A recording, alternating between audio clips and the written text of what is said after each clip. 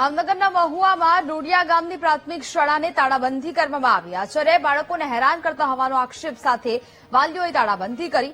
વાલીઓએ પ્રાથમિક શાળાના દરવાજા બંધ કરીને તાળું મારી દીધું છે। આચાર્ય ભરતગીરી ગોસ્વામી અને શિક્ષક દક્ષાબેન ગોસ્વામીની બદલીની માંગ કરાઈ।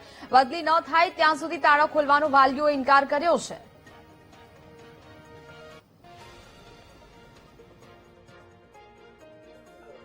અમારો પ્રશ્ન ગામ લોકોનો છે કે ભાઈ જ્યાં સુધી અહીંના જે પ્રિન્સિપાલ ભરતગીરી અને એમના ધર્મપત્ની દક્ષાબેન જ્યાં સુધી એની બદલી નહીં થાય અહીંથી ત્યાં સુધી આ સ્કૂલની તાળાબંધી રહેશે। આ અમારા ગામ લોકોનો નિર્ણય છે।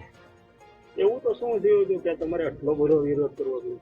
સાહેબ વિરોધ આમ જોયું તો આ શિક્ષકના લાયક નથી એવું લાગે છે, કેમ કે અવારનવાર એટલા બધા બાળકોને અડધૂત કરે છે, ગામ લોકોને અડધૂત કરે છે અને ગામ લોકોની સાથે એને શું વેર છે કે ગામ લોકો જે બાળકના વાલી એની સાથે કદાચ બી કઈ વાંધો હોય તો એનો બધો બાળક પાસે લે છે અવારનવાર, એવું બહુ બને છે।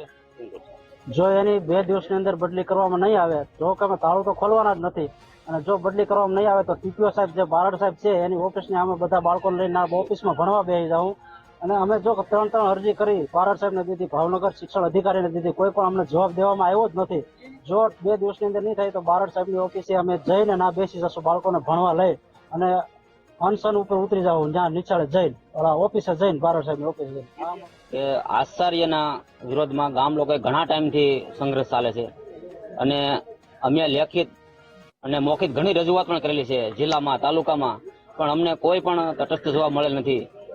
એટલે ગામ લોકોએ મળી અને નિર્ણય કર્યો છે કે જ્યાં સુધી આ 2 શિક્ષકોની બદલી ન થાય ત્યાં સુધી એક પણ બાળકને નિશાળ આવવા નથી દેવાનું અને તાળાબંધી ગામ લોકોએ કરવાનો નિર્ણય કરેલો છે।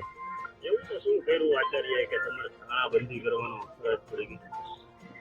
જો મુદ્દા લઈ તો ઘણા છે સાહેબ, કે બાળકોને ટોર્ચર કરે છે, પછી અમુક શિક્ષકોને પણ ટોર્ચર કરી અને શિક્ષકો હારા શિક્ષકો પણ બદલીને વયા ગયા છે।